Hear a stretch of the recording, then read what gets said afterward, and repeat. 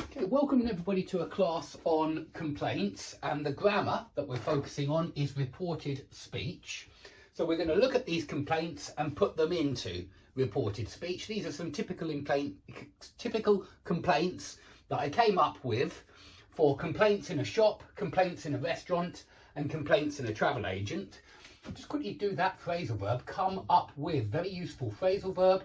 You come up with ideas, you come up with plans, you come up with suggestions, and it just means create a plan in your head. That's all it means. Come up with a plan, come up with an idea, come up with a suggestion. Well, I have come up with some complaints. Yeah, I have thought of some complaints that we will put into reported speech. So let's start with reported speech. But I do try and do this, guys. I try to focus on some phrasal verbs that come up. There's another phrasal verb that come up every lesson.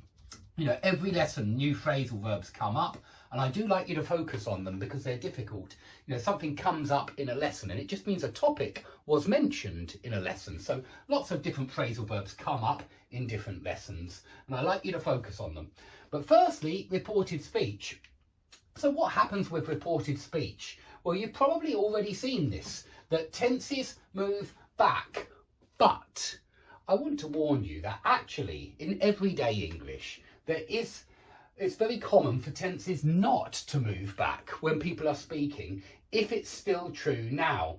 So, for example, the planets still go round the sun, right? All of the planets still go round the sun. So if you are talking about Copernicus, who wrote that the planets go round the sun, you can say Copernicus